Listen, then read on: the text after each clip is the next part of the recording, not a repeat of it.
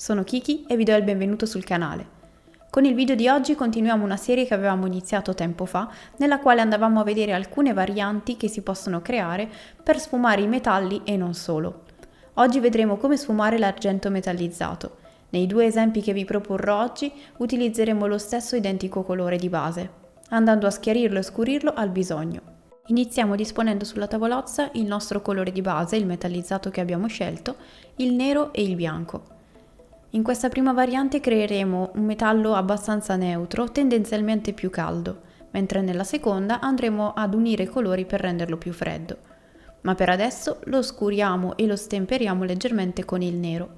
Ovviamente in questo modo perderà parte della sua brillantezza, ma è anche normale perché questo sarà il nostro colore del metallo in ombra e se ci fate caso il metallo quando è parzialmente nascosto in ombra non è brillante come quando è in luce, quindi questo piccolo accorgimento aiuterà a rendere più verosimile l'effetto.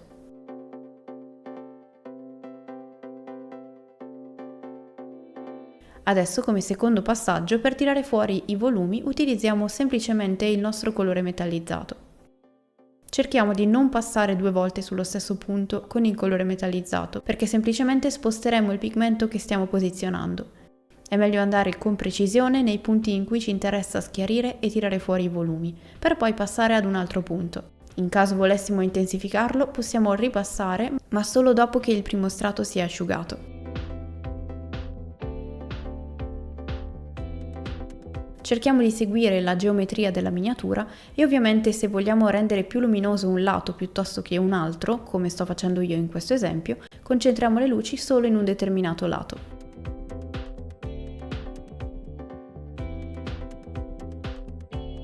Cerchiamo di non sporcare i recessi, altrimenti andiamo a neutralizzare completamente l'effetto del colore scuro che abbiamo usato prima.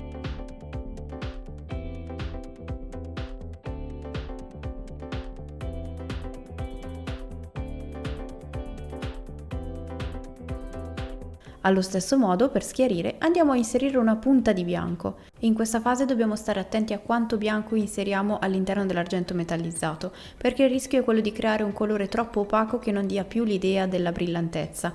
Quindi dobbiamo andare a posizionarlo solo in piccoli punti e non esagerare con la quantità di bianco.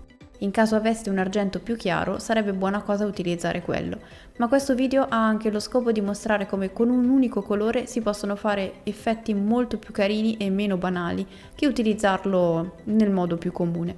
Se vogliamo rendere meno brusco il passaggio tra i due colori, ci basterà creare un tono intermedio come abbiamo fatto anche in altri video, per andare così a sfumare gli stacchi.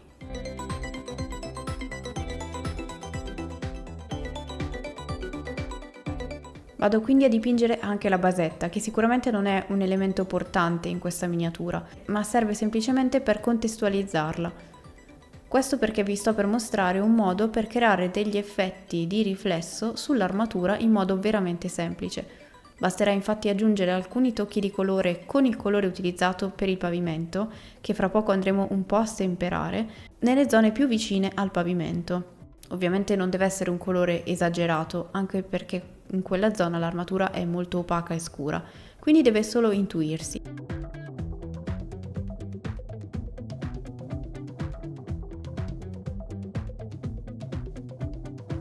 Coloriamo anche il resto della miniatura, ovvero questo drappo di stoffa e il pennacchio che ha sull'elmo.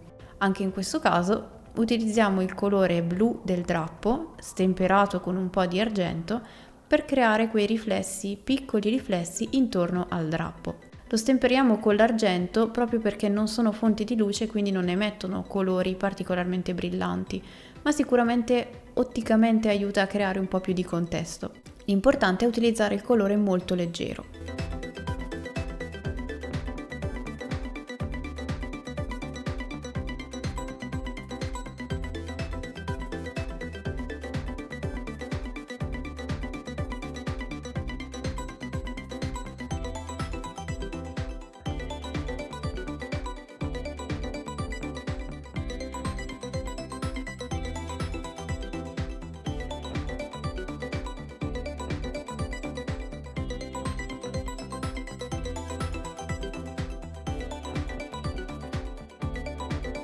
A questo punto, con lo shade che non abbiamo utilizzato prima, andiamo ad applicare alcuni riflessi più scuri solo in determinate zone. Io qui utilizzerò quello blu per andare a creare più varietà cromatica e soprattutto concentrarmi nelle zone più vicine al drappo, e poi successivamente anche quello nero.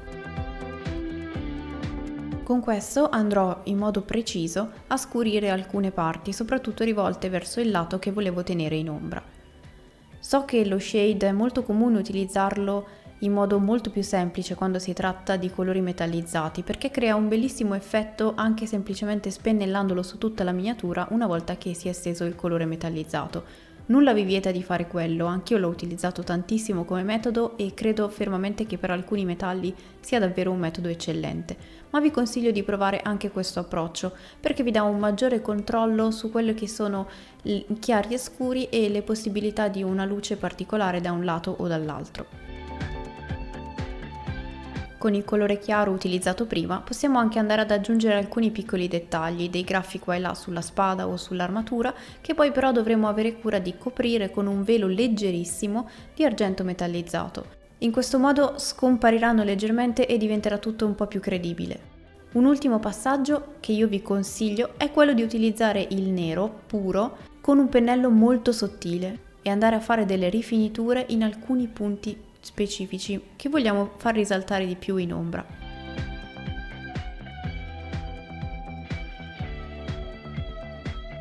A questo punto, per renderlo ancora più vissuto, sono andata a fare un ulteriore invecchiamento del metallo con lo shade marrone. Sono passaggi ovviamente del tutto superflui se volete un effetto più pulito e magari più brillante, ma secondo me aiutano a creare un metallo particolarmente vissuto e anche molto gradevole da guardare. Fatemi sapere qui sotto nei commenti cosa ne pensate e se proverete questa tecnica, ma prima vi do un ulteriore spunto con un metallo decisamente più freddo del precedente. Iniziamo unendo nero e blu in un mix molto scuro che ci farà da colore di base. In questo caso non mettiamo neanche il metallizzato, semplicemente andiamo con un colore veramente scuro e lo stendiamo su tutta la miniatura. Nel frattempo che io faccio questo noiosissimo passaggio, mi raccomando, se non l'avete ancora fatto, iscrivetevi al canale e attivate la campanella delle notifiche per non perdervi nessuno dei prossimi video. Ma adesso cominciamo a rendere metallizzata questa armatura. Creiamo un mix tra argento metallizzato e blu, in parti uguali, e stendiamo questo colore un po' dappertutto sulla miniatura, eccetto che per i recessi. Non è veramente il colore che metterà in risalto i volumi, è una sorta di passaggio intermedio, perché effettivamente i volumi li tiriamo fuori adesso semplicemente con il colore metallizzato, un po' come abbiamo fatto prima, ma qui abbiamo fatto uno step intermedio. Così facendo si nota molto la differenza tra le ombre, che sono molto scure e non metallizzate, i volumi che sono messi in risalto da questo argento metallizzato molto brillante, e il passaggio intermedio, ovvero questo blu che è leggermente metallizzato ma non troppo.